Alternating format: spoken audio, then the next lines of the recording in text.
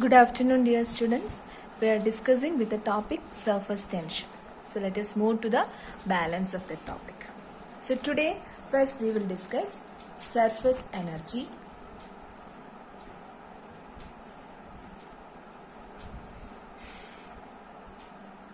So what is surface energy? That is, I told that the free surface of a liquid always has a tendency to contract and possess minimum surface area, isn't it? And that property of the liquid is known as surface tension. If we want to increase the surface area, always a liquid has a tendency to minimize its surface area. And if we want to increase the surface area, what we have to do? Yes, we have to do a work on it, isn't it? As work has to be done. This work done is stored in the surface film of the liquid in the form of potential energy. Clear? And this potential energy per unit area of the surface film is called the surface energy. You got it? That is, I told that the free surface of a liquid has a tendency to possess minimum surface area. Always the liquid has a tendency to possess minimum surface area, isn't it? And if we want to increase the area, we have to do extra work. We have to do extra work. And you know, work is equal to energy. And whatever work we are doing on that particular surface film will be stored in the form of potential energy. Understood? So you can say that the potential energy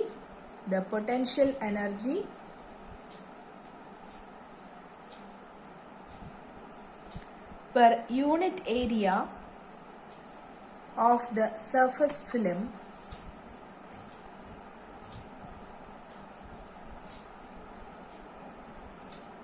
is known as surface energy.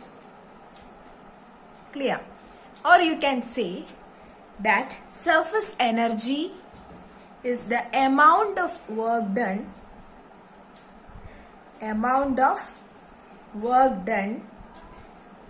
in increasing the area of the liquid surface.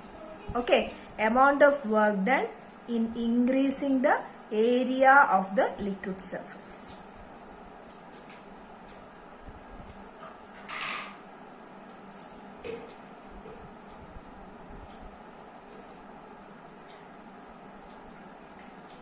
Clear for you?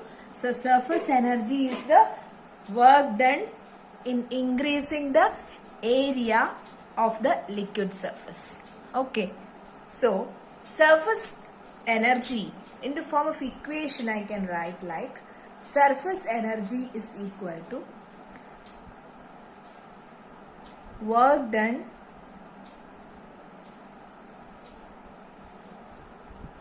divided by increase in surface area. Isn't it? Because we are doing a particular amount of work to increase the area. How much area is increased? That quantity is increase in surface area. Understood? This is the equation for surface energy. And what about the unit? You know work is equal to energy. So joule is the unit of work. And area meter square. So what is the unit of surface energy? It is joule per meter square. Joule per meter square. Clear? Now here we have to study one of the derivations in this section which give you the relation between surface energy and surface tension. That is important. Okay. What is the relation between surface energy and surface tension? Is there any relation between them? So first of all, we have to understand a diagram. Then we will move to the derivation part. Okay. So our topic is relation between surface energy and surface tension. So for studying this, we have to consider a rectangular frame. Let the frame be like this.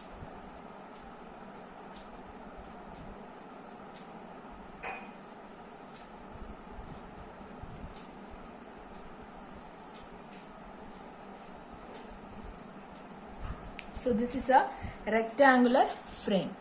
Name is P, Q, R and S. Okay. Now, in this particular film, this QR portion is movable. Okay, it can be moved. It can be stretched. This is fixed, but QR is movable. Consider like that. Clear? Now, when you dip this rectangular frame into a soap solution or something, you may have experienced that you can form a soap film on this frame. Suppose you consider that a soap film is formed on this frame. Clear? Now what will happen? This film pulls the movable wire QR inward due to surface tension. Because you know the liquid or the surface film has a tendency to minimize its area.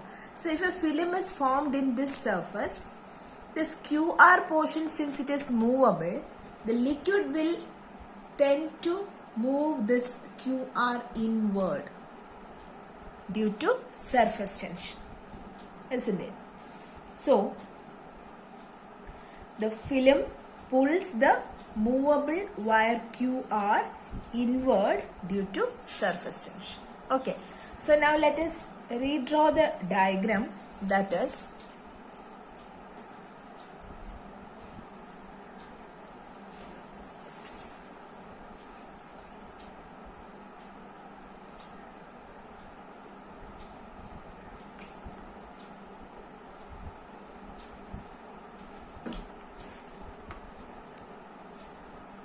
so here this is P, Q, then Q, R, then this is changed value, that is Q dash, R dash. Clear? Suppose L is the length of this rectangular frame. L is the length of the rectangular frame. Now, you know this rectangular frame has two sides because a soft film has two sides, isn't it? So keep it in mind. Now, so what is the expression for surface tension?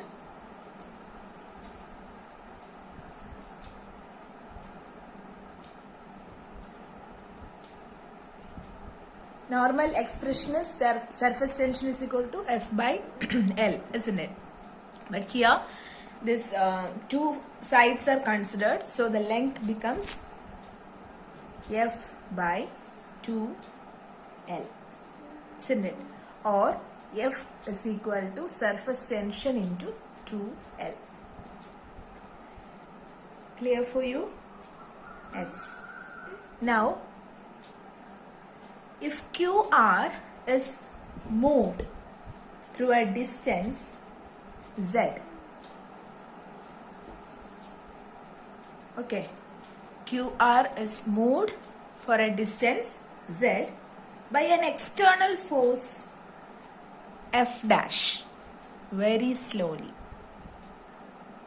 Clear?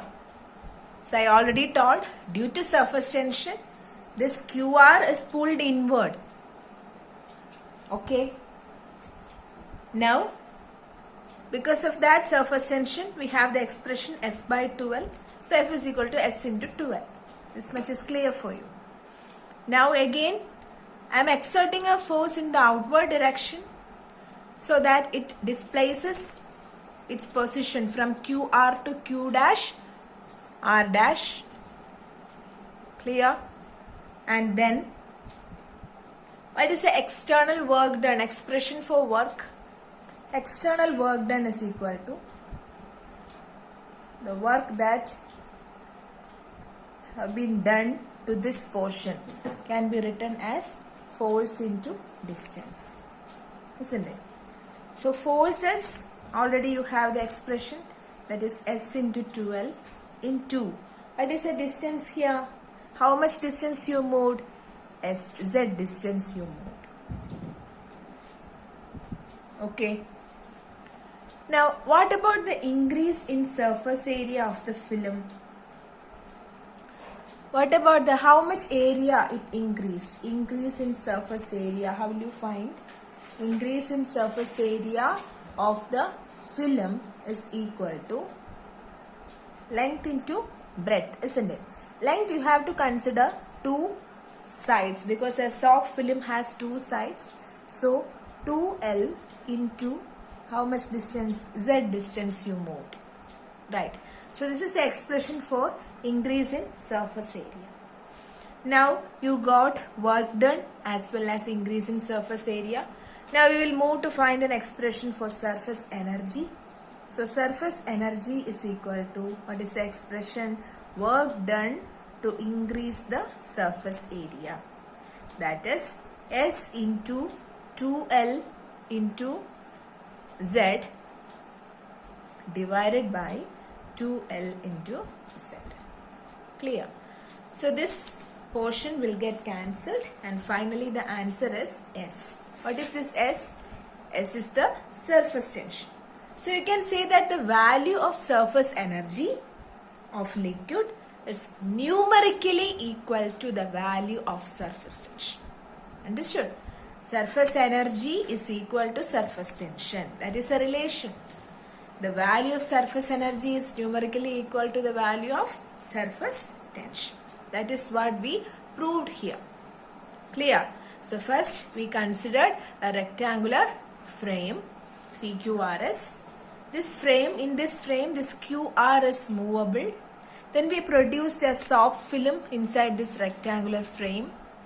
And for this soft film, this side, since it is movable, always this side tends to pull this inward in order to reduce the area. So if we are doing any extra work here, that is, I am doing a work that is by pulling this QR to a distance Z, its position changed to Q dash R dash, and we have to find the expression for how much work we have done here. Work done equal to force into displacement. So force into that distance. Now force, we already have the expression for surface tension, that is surface tension is equal to F by 2L. So F is equal to S into 2. So in this expression for work done, I substituted the value for F. Now how much area increased? By applying a force or doing a work on the side QR. So increase in surface area of the film is equal to 2L because the soft film has two sides into Z. Surface energy is equal to work done into increase the surface area divided by increase in surface area.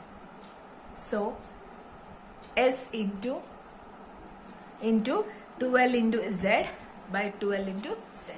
So this term will get cancelled. Finally answer is S. That means surface energy is numerically equal to surface tension. Clear for you? Shall we move to the next topic? Okay. Next topic is molecular forces. Okay. That is forces between the molecules. It can be different molecules of different substance or molecules of same substance. For example, if we are pouring a little water on a glass surface, okay, there will be force of attraction between the glass molecules and the water molecules, isn't it? That means they are the molecules of different substance. One is glass and other is water. And there will be force of attraction between the molecules of same substance. That means one water molecule has an attractive force with the other water molecule. They are the molecules of same substance. So in such a way also there will be force of attraction. So force of attraction will be of two types.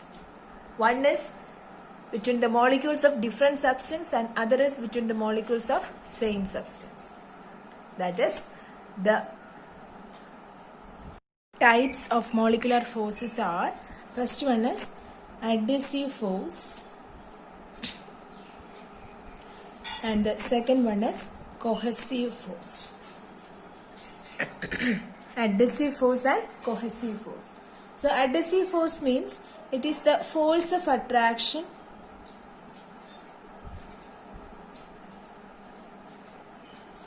between the molecules of different substances.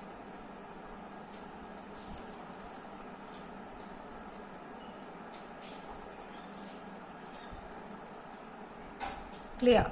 Force of attraction between molecules of different substance. That like gum, placing gum on a paper. There we have adhesive force. So gum is one substance. Next paper is another substance. So there will be force of attraction between the molecules of different substance. Like that, so many examples you can say. Now cohesive force means force of attraction between molecules of same substance.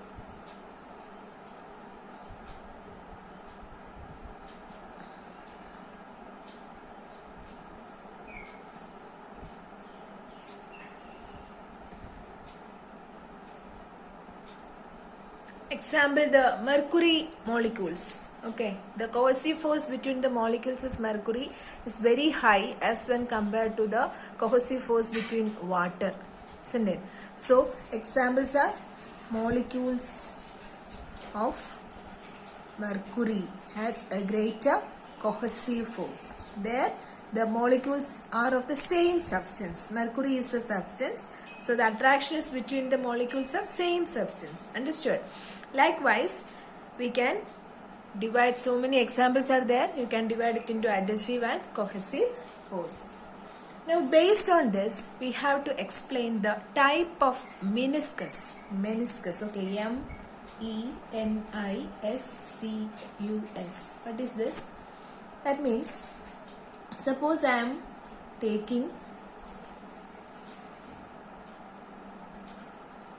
a beaker in which water is filled or a liquid, any liquid is filled. Okay, so you can see the level of water, the surface of water like this. You have seen that. And if the size of the tube or the beaker is very small, this shape you can clearly view there. Okay. Now, sometimes in rare cases, you can see the shape like this. And the surface of this liquid, the shape of the surface of the liquid is known as meniscus. Understood? Now, if it is in this way, we will call it as the concave meniscus, and this is the convex meniscus. Clear? That means the nature, this curved surface, the nature of this curved surface, whether it is concave or convex, depends on the relative magnitudes of the cohesive force existing between the liquid molecules and the adhesive force between the molecules of liquid and those of the solid. Understood? That is how we are getting this meniscus or this shape. This curved surface is based on the cohesive force and adhesive force. For most of the liquids, the meniscus is concave. But I told that there are certain rare cases like mercury. For mercury, you will get the meniscus as convex. Clear? And suppose you are taking in a large beaker, water or any liquid taken in a large beaker, you will get a plain meniscus. Understood? If the size is very small, like a tube or something, you have seen the capillary tube. We will call it as capillary tube. The details we will study later. In such, that is a very narrow tube. Okay. In narrow tubes, we can clearly observe this meniscus, whether it is concave or convex. Understood? So, how can you explain? If this is mercury, you can explain that the cohesive force of mercury molecules is very high, isn't it, than the adhesive force of mercury with this surface. If the cohesive force of the mercury molecules is very high than the adhesive force of this mercury with the surface, you will get a convex meniscus. Clear? And vice versa, you can say. How? As if the cohesive force between the molecules of the liquid is less than the adhesive force between the molecules of liquid and this surface, you can call it as the concave meniscus. Understood? That means if adhesive force is more, adhesive force means the force of attraction between molecules of different substance. Here the different substance means, suppose this is a glass tube and the water molecule. The adhesive force between the glass and water is greater than the cohesive force between the water molecules. That is why you are getting a concave meniscus. Clear? But in this case, the cohesive force between the liquid molecule, whether it is mercury or any other liquid, the liquid molecule is greater than the adhesive force between the liquid and the surface. In such a case, we will get a convex meniscus. Clear for you? Now, so next topic is angle of contact. So first we will move to the definition, then we can explain. The angle between the tangent to the liquid surface at the point of contact and the solid surface inside the liquid is known as angle of contact. That means we have seen two cases where the first one is we are having a concave meniscus. Okay. Now the second case is we are having a convex meniscus. This is convex meniscus and this is concave meniscus. Now, if you are drawing a tangent to the liquid surface at the point of contact. So if I am considering this case, this is the point of contact. Liquid surface and the solid surface. This is the point of contact. Now for this part, I will draw a tangent like this, isn't it? Then, the angle between this tangent and the solid surface inside the liquid is known as the angle of contact. In the case of concave. Okay. Now here how will you draw? This is the point of contact. So you will draw a tangent like this. Okay. So the angle between the tangent and the solid surface. That means this is the angle of contact. So in the first case where the meniscus is concave, you can see that the angle is acute. Angle is acute. Now the second case in which the angle is obtuse. Okay, angle is obtuse, that is greater than 90 degree. Here the angle is less than 90 degree. So by seeing the angle of contact, you can understand which type of meniscus is it. Clear? So the angle between the tangent to the liquid surface at the point of contact and the solid surface inside the liquid is termed as angle of contact. For concave meniscus like water and all, we will get concave meniscus. In such a case, the angle is acute. And if it is mercury like liquid, we are having a convex meniscus in which the angle is obtuse. Okay. Now I also told about the plane meniscus. So plane meniscus, how will it be? It will be like this. For if this is a beaker,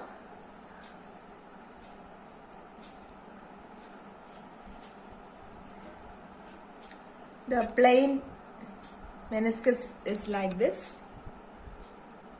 Okay.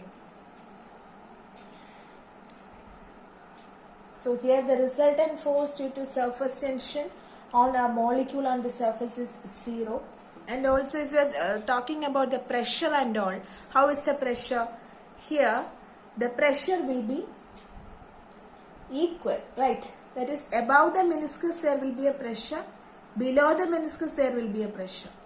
So these two pressures are equal, so that the meniscus is what? Plane. Now in this case, that is, for the case of a concave meniscus, pressure at a point just above the concave meniscus is greater. Okay, that is why a dip is there, greater than the pressure from below. So here pressure from above is greater than pressure from below, and in the case of convex meniscus, pressure at a point just below the meniscus is greater than pressure above. Clear for you?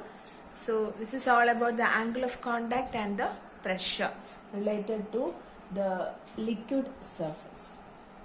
Okay, so balance we'll discuss in the next class. Go through this clearly, because next class we want these details. So be thorough with this. Have a nice day. Thank you.